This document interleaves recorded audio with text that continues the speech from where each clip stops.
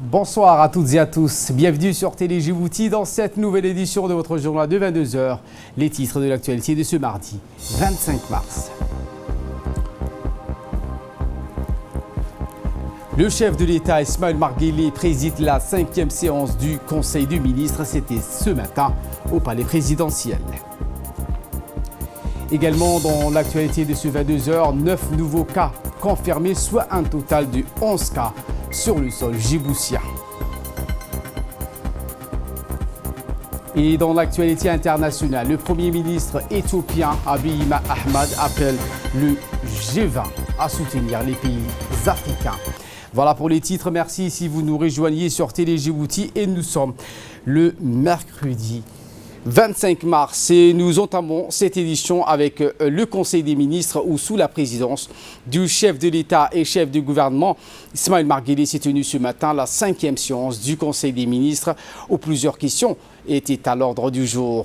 Voici le compte rendu du ministre des Affaires étrangères, également porte-parole du gouvernement, Mahmoud Ali Youssouf, sur ces questions qui ont été examinées et approuvées. Sous la présidence du chef de l'État, son Excellence M. Ismaël Omar Guelleh, s'est tenue la 5e séance du Conseil des ministres en ce mercredi 25 mars 2020. Étaient inscrits à l'ordre du jour 3 questions. La première question est relative à une communication sur le Covid-19 présentée par le ministre de la Santé, ainsi que le plan d'action pour la prévention et les mesures mises en place par le gouvernement pour lutter contre la propagation de la maladie dans notre pays. Pour l'instant, le nombre de cas testés positifs sont au nombre de 11 personnes, 9 membres d'une même famille. Le président de la République a encore une fois souligné la nécessité pour notre population de se conformer strictement au confinement. Ce confinement va être imposé par les forces de l'ordre et de sécurité. Il est impératif de garder les gens chez eux. Rester chez vous ne doit plus être un vœu pieux, mais une obligation qui ne doit souffrir d'aucun flottement. Les boutiques, les marchés, les pharmacies, les stations d'essence et les boulangeries ne sont pas concernées et doivent rester ouvertes. La période de cessation des activités est prolongée d'1 semaine supplémentaire et concerne l'administration publique en dehors, bien entendu, des services techniques de production d'eau, d'électricité, de voirie et d'assainissement. Le secteur privé est concerné par cette mesure de cessation des activités. Par ailleurs, le gouvernement a pris toutes les mesures pour s'approvisionner en matériel et produits médicaux pour faire face à la situation de pandémie au Covid-19. Encore une fois, le chef de l'État exhorte ardemment notre population à rester chez elle. La deuxième question concerne un projet de loi portant ratification de la Convention de financement pour l'achat de produits pétroliers raffinés.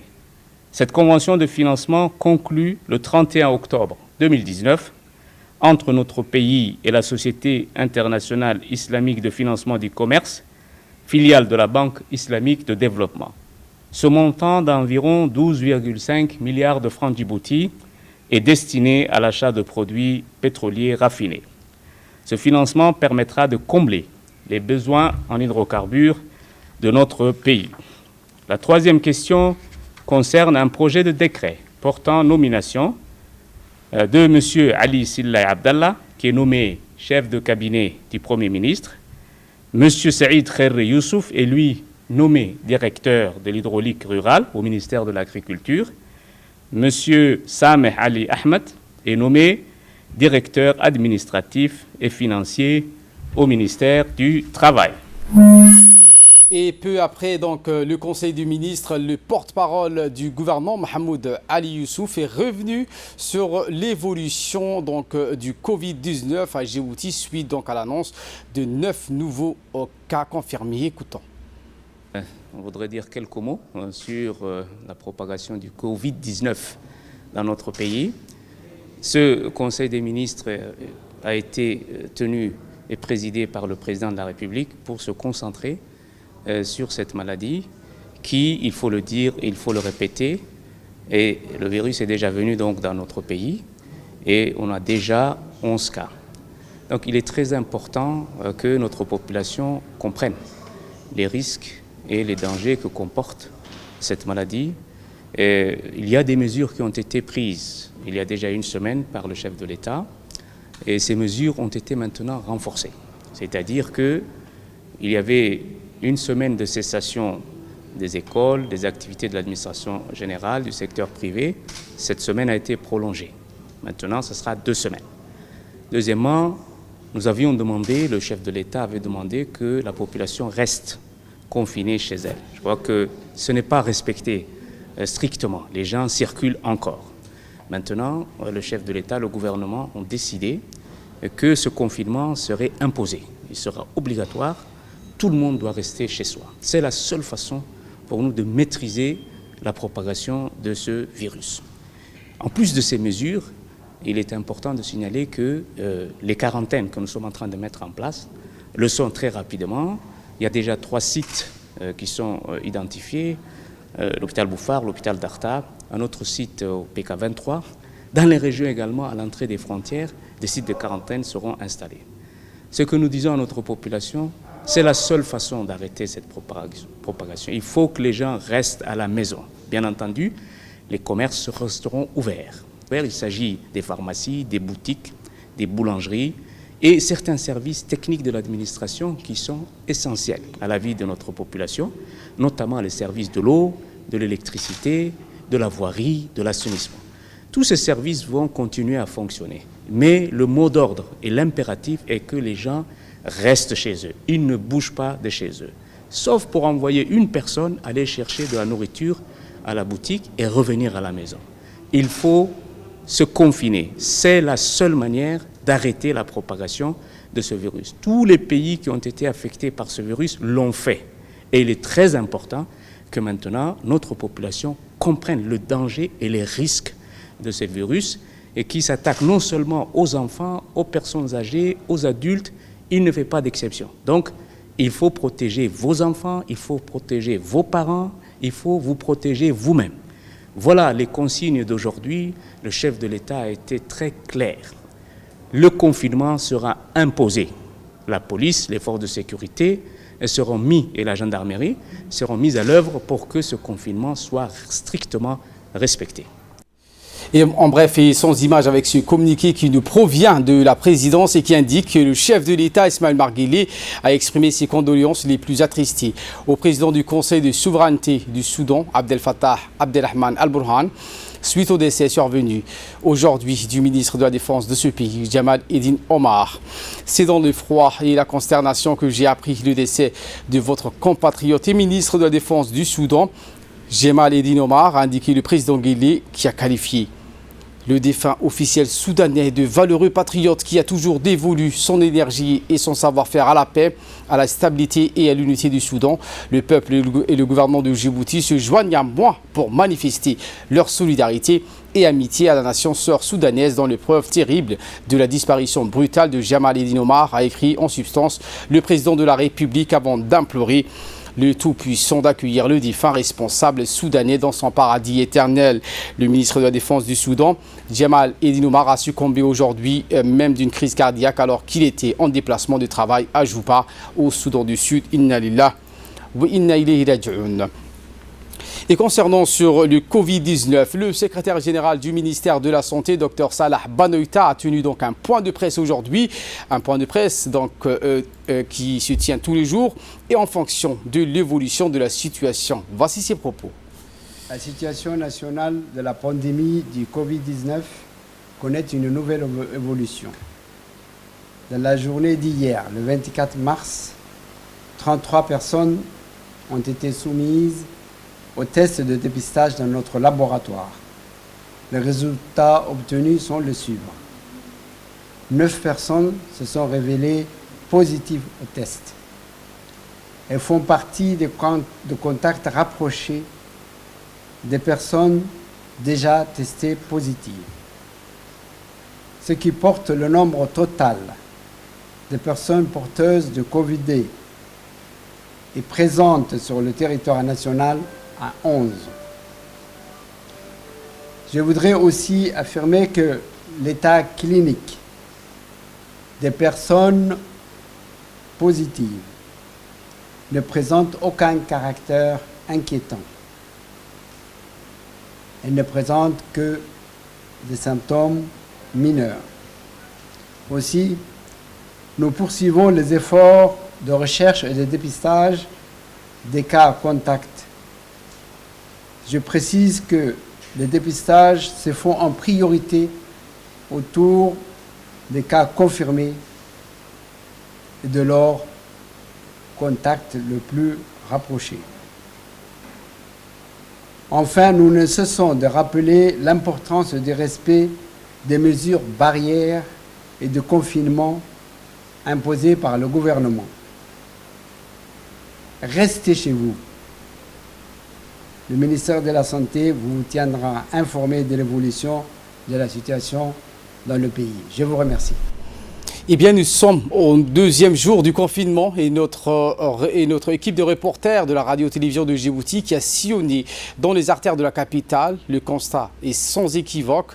Une majeure partie des Djiboutiens ne respectant pas les consignes donc ordonnées par les membres du gouvernement et les autorités sanitaires qui est de rester chez soi ou d'effectuer le déplacement au strict minimum. Selon eux, le déplacement est lié pour des raisons de nécessité. Une nécessité effectivement qui n'a pas lieu d'être parce que la propagation de la pandémie se fait ressentir avec 9 nouveaux cas confirmés du Covid-19. À cela s'ajoutent des compatriotes qui, sous prétexte d'accomplir un devoir religieux, certains par pure ignorance, continuent donc à s'adonner encore à des prières collectives dans des sites improvisés et contribuent ainsi à favoriser la circulation du virus. Les premiers 48 heures semblent pris à la légère par certains de nos compatriotes. Les autorités du pays ne plieront pas les mains sur ce comportement et annoncent des mesures plus radicales à ce que la règle de confinement soit respectée comme il se doit. Les éléments de la police nationale à pied d'œuvre pour donc stopper les propagations du cas du coronavirus dans le pays. Ils ont demandé donc de rester vigilants d'abord et de rester chez soi. À moins qu'il y ait une nécessité de respecter également les mesures de barrière contre la propagation de cette pandémie. Des éléments de la police nationale ont mené des opérations de grande envergure pour disperser les personnes dans les différents lieux de rassemblement. La police nationale a déployé ces éléments et des chiens dans chaque quartier de la place Mahmoud Harbi et du quartier de Cheikh Moussa pour disperser la foule rassemblée conformément aux instructions du directeur général de la police nationale, le colonel Abdillahi Abdi Farah. Les citoyens n'ont pas encore respecté les mesures ou les instructions du ministère de la Santé qui prévoit des moyens pour éviter la propagation de cette pandémie. La police nationale contrôle également les principales routes de la capitale et les quartiers densément peuplés afin de réduire l'encombrement généré par les personnes rassemblées sur les routes. Le Doralé Multipurpose Port, en étroite collaboration avec le ministère de la Santé, a également tenu un atelier pour les personnels du port, un atelier qui portant sur les dispositifs nécessaires pour faire face à la pandémie qui est le coronavirus et qui sévit dans le monde. Accompagnant ainsi les actions prises par le gouvernement, le DMP, poumon de l'économie nationale, souciant également des conditions de ses employés, a mis à leur disposition toutes les mesures nécessaires en termes de santé et d'hygiène avec les lavages des mains. Après cet atelier, le directeur général du port, Jama Ibrahim Darar, a fait une déclaration portant sur les dispositions fermes qui ont été prises. Accompagnant, a-t-il précisé, les mesures du gouvernement. Nous avons donc mis en place des mesures préventives face à cette propagation de la pandémie.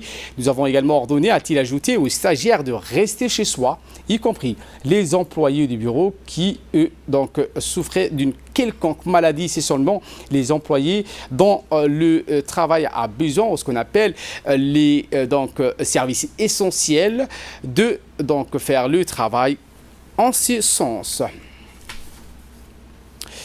Et nous avons, comme chaque jour, Ahmed Hamad sur ce plateau pour nous faire un point sur le nouveau bilan qui vient d'être annoncé. Bonsoir Ahmed. Bonsoir Ali. Eh bien, les autorités sanitaires ont annoncé aujourd'hui donc, que 9 cas ont été confirmés, ce qui porte le nombre des personnes atteintes du Covid-19 à 11. C'est un bilan assez lourd. Que dit notre éditorialiste? Eh bien Ali, il est vrai qu'en moins de 72 heures, 9 nouveaux cas de coronavirus ont été donc confirmés, ce qui démontre encore une fois l'ampleur du danger qui nous guette. Ces résultats découlent du pistage des 2 premiers cas. Il s'agit de leur entourage direct. Combien ces 2 nouveaux cas, Ali, ont à leur tour contaminé? C'est toute la complexité de la transmission virale, raison pour laquelle le président de la République a insisté l'autre jour sur le confinement général et demandé à chacun d'entre nous de rester chez soi. Il l'a martelé à plusieurs reprises. Toute la question maintenant est de savoir si nous sommes conscients de la gravité de la situation. Au vu donc de l'ambiance actuelle en ville, on dirait que la population donc fait peu cas de l'évidence du danger que constitue la propagation du virus et continue à vaquer à leurs occupations. Il s'agit là d'une erreur monumentale qui nous sera fatale à tous, comme dans certains pays où les consignes de confinement ont été prises donc à la légère. Faut-il attendre, Ali, que le décompte macabre du nombre de morts commence à être annoncé dans chaque coin de presse pour que les Djiboutiens prennent conscience du danger, ou faut-il attendre que chacun d'entre nous perde au moins un membre de sa famille ou un ami proche qui lui est cher pour devenir conscient du danger donc, que nous encourons aujourd'hui en passant outre les consignes de sécurité du confinement? C'est peut-être donc le seul déclic qui nous fera réveiller, mais sachez qu'il sera trop tard pour réagir à ce moment-là. Mieux vaut donc que nous nous comportons donc dès maintenant comme responsables sans attendre cette hécatombe qui se profile à l'horizon. D'autre part, Ali, sous prétexte d'accomplir un devoir religieux, certains de nos compatriotes, comme on a pu le voir sur les images, par pure ignorance, continuent de s'adonner encore à des prières collectives dans des sites improvisés et contribuent ainsi à favoriser la circulation du virus. Il faut savoir également que tout rassemblement a été prohibé et non la prière, et cela ne nécessite aucun débat théorique. Ceux qui veulent porter le débat sur ce terrain-là n'ont rien compris, encore une fois, au danger qu'ils encourent. Et fort heureusement, face à cette pandémie, des mesures d'anticipation prises par le président de la République, comme la fermeture des écoles, des collèges, des universités et des lieux de culte, sont fort louables et ont permis d'éviter, Ali, une plus grande contamination, notamment dans les écoles. Et Ali, donc, une information des plus importantes qui nous est parvenue il y a quelques instants, et quelque part nous nous attendions, les bus, minibus, taxis et badges sont formellement interdits de circulation, sauf pour les services essentiels autorisés par le ministère du Travail. Alors, pour que ces consignes soient respectées, des éléments de la police nationale, de la gendarmerie nationale et même des militaires ont été déployés sur les grandes artères de la capitale ce soir.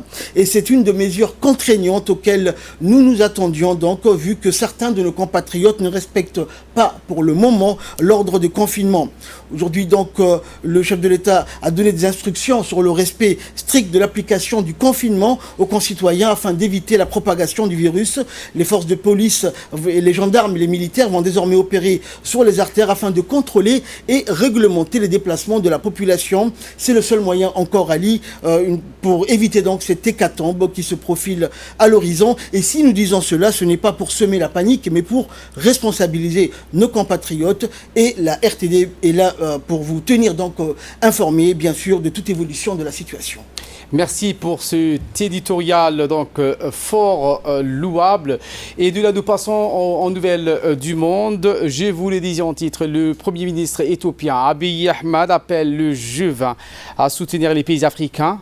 Abiy Ahmed a appelé le G20 à soutenir les économies africaines en allégeant leurs dettes et en préparant un plan d'aide financière d'urgence de 150 milliards de dollars. Un sommet virtuel du G20 devrait se tenir ce week-end pour évoquer une réponse internationale à la crise du Covid-19. En prévision de ce rendez-vous international, le Premier ministre donc, Abiy Ahmed a été avec d'autres pays africains qui a fait une proposition en 3 points pour aider le continent. Voilà pour l'essentiel de ce 22h. Merci à vous de nous avoir suivis et très bon suivi des programmes sur Télé Djibouti.